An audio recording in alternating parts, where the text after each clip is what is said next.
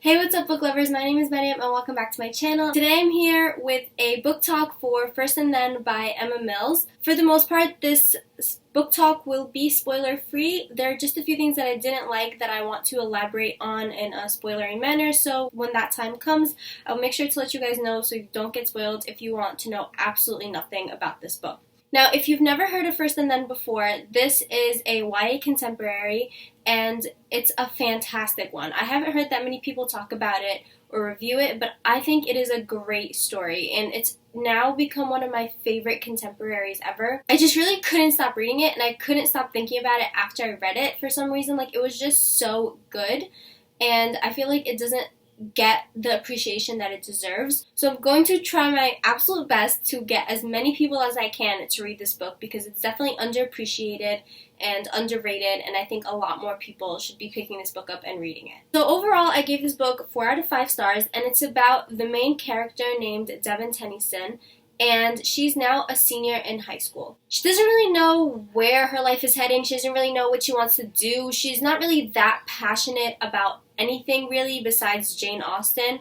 So she's very confused in her life right now, and she's very much content with just being in love with her best friend Cass. And her cousin Foster ends up coming to live with her family in Florida from California, and Foster ends up changing a lot of things in her life because he's constantly there. He's always a presence everywhere that she goes for the most part, and it just really changes a lot for her that she didn't expect. So I want to start off by talking about what I liked about this book, and the first thing that I very much enjoyed was the characters. I pretty much enjoyed every single character in this book except for Devin's best friend Cass. I just ended up just being annoyed by him, but for the most part, all the other characters were fantastic. There was a character named Ezra who I really liked.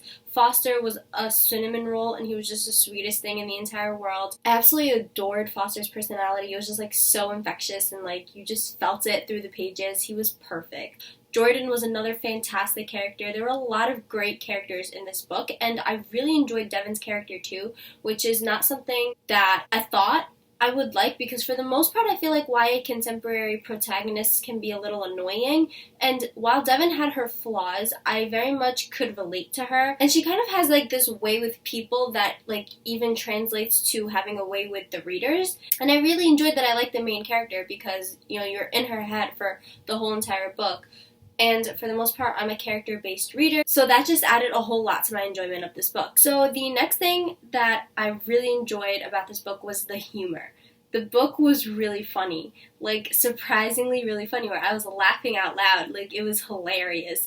And I think a lot of that has to do with the fact that Devin is a very funny character, and the humor just was perfect. I love banter in books, and it was there with almost every single character that you read. And at times, that humor brought like a little bit of a lightheartedness to tense or awkward situations, and I just absolutely enjoyed the humor so very much in this book. The next thing that I'm so very appreciative for this book for is how it dealt with the topic of college. Because a lot of times in YA, the character is going to college, yes, but we always brush over the fact that the college application process is not simple. It's always like the character wants to go to a certain college and then they just get in.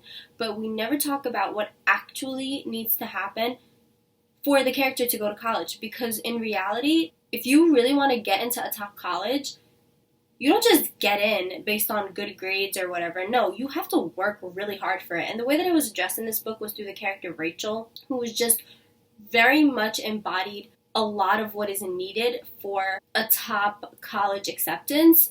Like, she worked very hard. She had all these extracurricular activities. And it was told to Devin over and over again, like, hey, if you want to get into college, you have to get on top of your extracurricular activities. And that's something that I very much enjoyed, because it wasn't just like, okay, the main character is going to get into the college by doing nothing. No, like, she was actually being encouraged by other characters in the story to do extracurricular activities so that she could get into a certain college. Like, that is very realistic to me, and it's much more realistic than I've seen in a lot of other YA books, so I very much appreciated that aspect of this book. The next thing I want to talk about is if you really enjoy books that center around family, this is definitely a book for you, because a lot of times in YA contemporary we're always focused on the romance, but I feel like this book was very much focused on the family aspect and the dynamic between Devin and Foster. Their relationship very much took the center stage in this book, and I very much enjoyed that, just seeing them interact and seeing their relationship grow. And I love the relationship between Devin and Foster. It was very well done. And this book also explored the impact that not so great parents can have on a child through Foster, because Foster's parents aren't that great and his mom had a drug addiction problem. So we really got to see the impact that it can have on somebody. And I really also enjoyed that Foster went to therapy sessions. It wasn't just like something that was kept hush. Like, it was like, okay, yeah, Foster goes to these therapy sessions because he needs them because of what happened with his mom. And it just showed that getting help is something that's okay. The other thing I really enjoyed about this book was the relationship between Ezra and Foster. Ezra is one of our main male protagonists in this book. I would say the two main male protagonists are Ezra and Foster, and I felt like the relationship between them was perfect. Like, their friendship was absolutely fabulous. Like, it was such a great friendship. I liked how that was also a key part of this book. Like, the friendships and the family really took a center stage as opposed to the romantic relationship in this book. It wasn't the main thing. Other relationships played a huge part in how this book progressed, and that was very, very much appreciated. Something else that I very much appreciated was that these characters had passions. Like, Ezra loved football and he was going to be a professional football player, you know, and then Devin loves Jane Austen. Even if it's something as small as being obsessed with an author, like, you make their character more real by letting them have passions and have hobbies, and I think that's a great thing that was really done well in this book. You know, like, throughout the whole book, Devin was always thinking about Jane Austen and was able to quote Jane Austen, and it's just like, I can definitely relate to that, you know. Like, I can tell you all about Harry Potter, I can tell you all about Supernatural, I can tell you about all of my fandoms, and I could really think about them, and I think about them all the time, and things that happen in my everyday life remind me of my fandoms. And because of that, I really connected with Devin, because Devin loved Jane Austen, and things in her life would remind her of Jane Austen, and she could quote Jane Austen. It was just a great thing to have a character that had passions and a character that had things that they really, really enjoyed. I will say this every single time, that just makes a character so much more real to me. I really don't think I can express how much I appreciate it when a character has passions or interests and hobbies. Just, it makes for a more realistic character every single time. And the last thing that I want to talk about that I really enjoyed in this book is that, thank God, there was no insta-love. Thank you, Emma Mills. I am so done with insta-love. So thank God there's no insta-love in this book. It developed very realistically. Like I said before, the romance wasn't the main important thing in this book. It was very much believable. It progressed realistically, and I very much enjoyed and appreciated that aspect of this book as well. So there were two things that I didn't like about this book that knocked it off a star for me, and that's what I'm going to talk about next. The first thing is that there's a bit of a stereotyping / girl hate, and I also felt like the ending was a little unsatisfying. These two things are like a little bit spoilery, so I'm going to warn you guys now that if you do not want to be spoiled for this book, if you want to know absolutely nothing about what happens in this book, this would be the point where you would leave.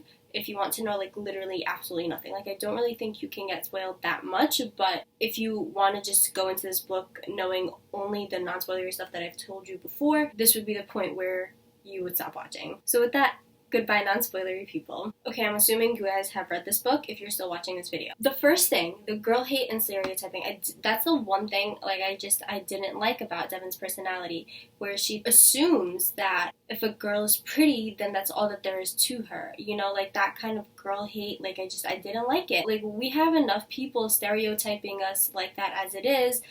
We don't need more girls stereotyping us like that. She was surprised to find out that a really pretty girl who cares about what she looks like, was also doing fantastic in school, was actually really smart. I don't see why that is supposed to be a problem. I don't see why that's supposed to be a surprise, you know? Like, looks and your brain have nothing to do with each other, and I think that really annoyed me about her. Just because a girl is pretty or cares about what she looks like doesn't mean she's not complex, doesn't mean she's not a person, and doesn't mean that she's one-dimensional. She could be complex, she could be very smart, she is very much a person, and I really just didn't like how Devin thought of these other female characters in this book. And I really liked how when she was standing in the lunch line and she voiced this, like, she told the girl next to her, like, oh, I can't believe, like, she's actually really smart, and the girl kind of looks at her like, are you serious right now? Like, why would you ever say something like that? That's not something that's cool for you to say. That's not something that's cool for you to think, period. And you can see Devin kind of beginning to develop in that sense, but this was very late on in the book that we didn't really have that much time left in the book to see her develop more in that aspect. So I wish we'd kind of seen her undergo a little bit more development in that aspect of her personality, and I really liked that that girl pointed out her flaws. The other thing that I didn't like was the unsatisfying ending, because like I said before, throughout this whole book we're talking about how she's going to get into college, how you need extracurricular activities, and she started doing that, and she was trying to get into this college that she really wanted to go to. But then in the end, we get with the guy, and that's it. That's the end of the story. Why? I wanted to see more. I wanted to see Devin go to college. How did the rest of her application process go? Did she get into the college? Which college is she going to? What is she going to major in? She starts, TAing for this teacher in her school, and she finds that she really enjoys helping people or, tutoring people. Okay, can we explore that a little bit more? Maybe Devin thinks that she might go into education, or she might want to be a teacher. I wish, we'd seen a little bit more of that. I felt like that was, a little bit, unsatisfying. So I wish that there was a few more pages, even a jump, an epilogue maybe, just to kind of see where Devin was going, because I was actually very interested in that. I very much enjoyed Devin's character, and I really wanted to see what the next step of her life was going to be. I just wish that plot point was explored a little more, and we got to see Devin really fully develop. So those are all of my thoughts on First and Then by Emma Mills. Like I said, this is now one of my favorite contemporaries ever, so I very much recommend this book. I think it's very underrated, and a lot more people should be picking it up, and I hope I convinced you to pick it up. If you did read this book, let me know down below what you thought. Did you think of some of the same things that I did? Did some of the same things bother you as well? Did you like some of the same things that I did? Let's discuss in the comments below. And thank you guys so much for watching. I hope you enjoyed this video. If you did, please like, comment, and subscribe, and I'll see you next time with a new video. Bye.